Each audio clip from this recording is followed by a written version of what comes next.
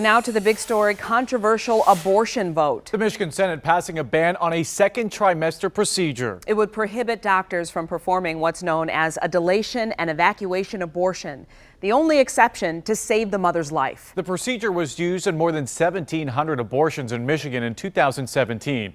That's about 6% of abortions in the state. The legislation is now in the House, and Governor Gretchen Whitmer is expected to veto that legislation if it reaches her desk.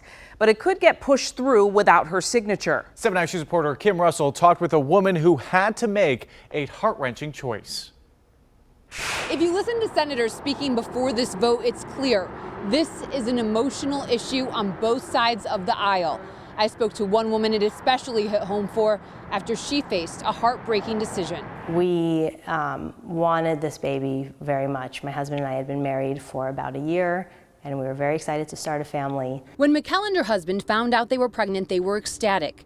Then at their 20-week appointment, the doctor delivered heartbreaking news. Their baby had severe osteogenesis imperfecta and was unlikely to survive. The dysplasia was so severe, one doctor called it striking, that we understood that if the baby were to survive the pregnancy, it wouldn't live for very long after, and its entire existence would be in pain and suffering. Senator Mallory McMorrow shared Mikkel's story today in Lansing. Mikkel's baby's bones were so brittle, its skull was fractured in the womb. If it survived birth, a sneeze would likely result in broken ribs. After speaking with doctors, she decided to get a dilation and evacuation abortion, the safest procedure in the second trimester. It's the procedure lawmakers in Lansing voted to ban in the Senate today.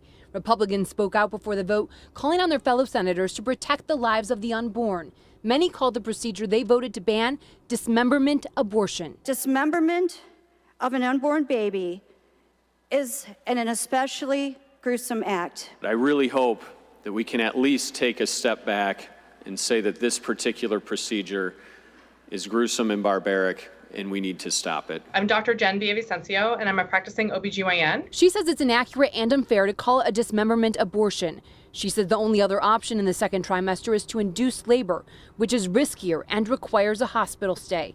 Many hospitals do not perform abortions. So this would cut off these services for patients who need them. A lot of folks to the right of this argument say, where's your sympathy for the unborn? And I respect that, but where's your sympathy for the women who have to make these decisions? At this point, this legislation would still need approval from the House and the governor in order to become law. At this point, the governor has said she will veto it.